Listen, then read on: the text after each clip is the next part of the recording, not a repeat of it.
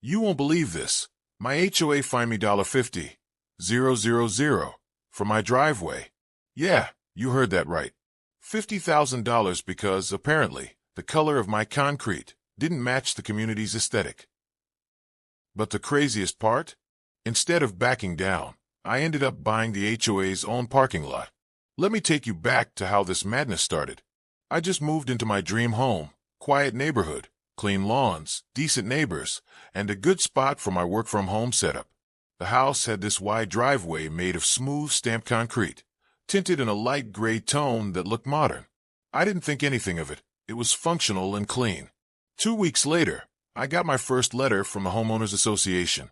Dear resident, your driveway violates community standards and must be replaced immediately. Failure to comply will result in daily fines. I laughed at first. I thought it was a joke. I even walked outside, looked at my driveway, and said, "What's wrong with you, buddy? Too gray." But nope, it was serious. A week later, another letter showed up. Then a fine notice. Then another. Within a month, the total fine had reached $50,000. I went to the HOA office to talk it out. The president, let's call her Karen because, of course, she was, sat behind a desk with a smug smile that made my blood boil. "Sir," she said in that condescending tone, "your driveway violates Section 3A of the Neighborhood Color Code. Driveways must be earth tone, not modern gray." Earth tone. I repeated. It's concrete, not a mural. Karen didn't care. She crossed her arms and said, "Either replace it or pay the fines. We have to maintain our community's image." I tried reasoning with them, but it was useless. Every appeal I filed was denied. Every neighbor I asked said the same thing. Karen and her board loved bullying homeowners over nonsense. So I decided to fight back, the smart way. First, I hired an attorney to dig into the HOA's bylaws. What we found was interesting. The HOA didn't technically own much property, except for a small parking lot they rented out to guests and contractors for $10 a day. It brought in some decent side revenue. The kicker? That parking lot's ownership was under a separate LLC the HOA formed years ago, and that LLC was behind on property taxes. I smiled when I saw the notice. They owed around $6,000 in back taxes. So, I paid them. And with that, I bought the lien on the HOA's parking lot. When the redemption period expired, the parking lot officially became mine. I could have sold it back or ignored it, but no, I had a better plan. I put up private property, no HOA parking signs overnight. The next morning, chaos broke out. HOA board members were calling each other. Cars were being towed, and Karen was losing her mind. Contractors, guests, even HOA members themselves suddenly had nowhere to park. And since the HOA relied on that space for events and maintenance crews, they were in deep trouble. Karen stormed to my door with a file in hand, yelling, "You can't do this. This is our lot." I just grinned. Not anymore. Maybe you should have checked your taxes before fining people for concrete. She tried to threaten me with legal action, but my lawyer shut that down real quick. The deed was clean, the taxes were paid, and the property was lawfully mine. Now I could have stopped there. But I wasn't done. I wanted to hit them where it hurt most, their pride. So, I decided to turn the parking lot into something beautifully petty. I put up a massive sign. Reserved parking for homeowners fined by the HOA, free for life. I even installed a little kiosk with free coffee and snacks on weekends.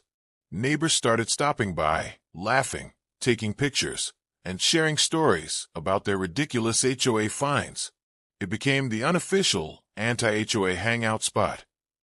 But Karen wasn't done either. A few weeks later, I got another letter, this time accusing me of running a commercial operation in a residential zone because of my coffee kiosk. They threatened to fine me again. I knew this was coming, so I had my lawyer ready. We pointed out that the parking lot wasn't under HOA jurisdiction anymore, and my little coffee stand wasn't a business, it was free. They had no legal power over me. Still, Karen kept pushing, calling emergency HOA meetings, trying to find loopholes, and even spreading rumors that I was some kind of troublemaker. But the neighborhood had seen what I did. They knew who the real problem was. Homeowners started showing up at HOA meetings, demanding Karen resign. They questioned how the board could let the parking lot get sold in the first place. That's when things really started to fall apart for them. The HOA tried to raise dues to cover unexpected losses, and that was the last straw. People were furious. Some even refused to pay until Karen was out. Petitions circulated, tempers flared, and I, the guy they once called a rule breaker, became the hero of the neighborhood. And honestly, I didn't even plan for that. I just wanted them to leave me alone. But karma? Oh, she works fast. Because a month later, Karen herself got hit with a violation notice for having an unauthorized structure in her backyard. Apparently, her shed didn't meet height limits. Guess who reported it? Not me. But I laughed so hard when I heard. Still, the HOA wasn't done trying to get the parking lot back. They made an offer, $15,000, hoping I'd sell it. I politely declined. Then they offered $25,000. I declined again. When they hit $50,000, I said, "That's cute. That's the same number you fined me for my driveway. You know what? Make it $100,000, and maybe I'll think about it." Karen nearly fainted. That's when I realized I'd won. Not just a battle over concrete, but the war against arrogance. They couldn't touch me, couldn't find me, couldn't bully me anymore. I turned their own greed into their downfall. And that was just the beginning. So, the HOA had finally met their match. But the real fireworks started after they realized they couldn't force me to sell the parking lot. At first, they tried to play nice. Karen showed up one morning with 2 board members, all fake smiles and sugary sweet voices. "Hi there," she said, waving like she hadn't spent months tormenting me. "We were just thinking, maybe we could work something out. You know, for the good of the community." I leaned against my fence, sipping my coffee. "Oh, now you care about the community?" She chuckled nervously. "Well, yes, of course. I mean, parking has been a little complicated since you, put up those signs." "Complicated?" I repeated. "You mean ever since I stopped paying for your mess?" She ignored that. "We'd like to make you an offer, $60,000 for the parking lot." I laughed. Out loud. 60. Karen, that's cute. But no, I'm quite enjoying watching you all park on the street." Her smile vanished instantly. "You're being unreasonable." "No, I'm being equal. That's what you called me when you fined me for a gray driveway, right? Just following the rules." They left fuming. But what they didn't realize was that I was only getting started. A few weeks later, the HOA tried a new tactic. They started sending letters to everyone in the neighborhood, blaming me for the parking crisis. They even said I was damaging property values. That backfired instantly. By now, nearly every homeowner had a story about Karen or her board's ridiculous rules: fines for too tall grass, unapproved flowers, wrong shade of mailbox paint. You name it. So when they got that letter, people were furious. A few of my neighbors even started calling me the driveway defender. One guy, Steve, showed up at my door with a six-pack and said, "Man, you're doing what we all wish we could have done." I didn't realize it then, but I'd somehow sparked a small rebellion. That month's HOA meeting was legendary. I wasn't even planning to attend, but everyone begged me to show up. So I did. The clubhouse was packed. More people than I'd ever seen there before. The tension was thick. Karen stood at the front, trying to maintain control as homeowners shouted complaints. "Why are our dues going up again? Why are you suing people instead of fixing the pool? When are you stepping down, Karen?" She banged her little gavel like it meant anything. "Order. This meeting will come to order." That's when someone yelled, "Let the parking lot guy talk."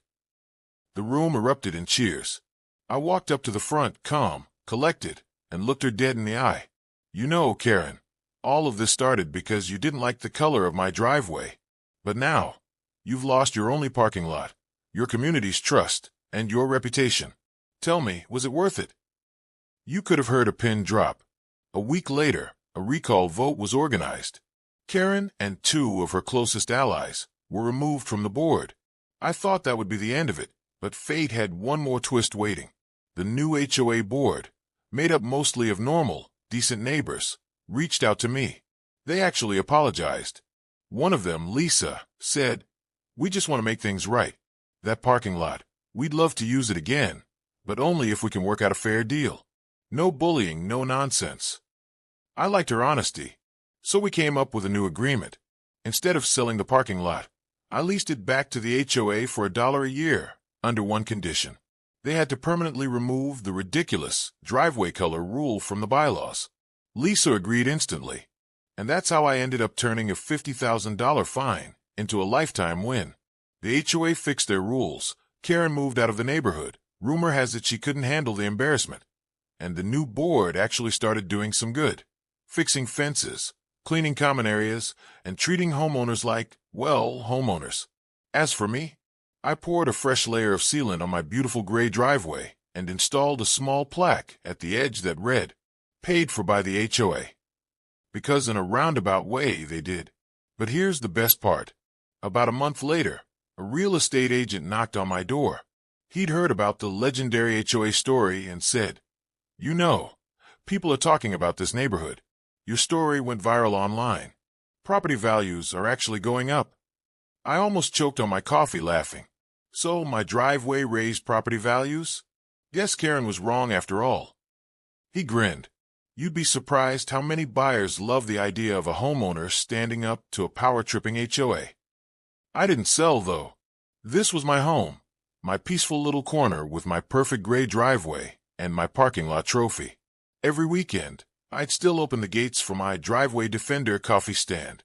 People from other neighborhoods would stop by, share their HOA horror stories, and laugh about how one simple driveway changed everything. It became a symbol, a reminder that you don't have to take injustice lying down. Now, whenever I look out my window and see cars parked neatly in my lot, I smile. Because every one of those cars represents someone who said no to unreasonable control, who stood up when it mattered. And me, I'm just a guy who decided that if an HOA wanted to fine me $50,000 for my driveway, I'd make sure they'd have to pay rent just to park near it. So yeah, the next time someone tells you that you can't fight an HOA, just remember this story. They tried to bury me under fines, but I bought the ground they were standing on instead. Never underestimate what happens when a homeowner decides to play by the real rules and win.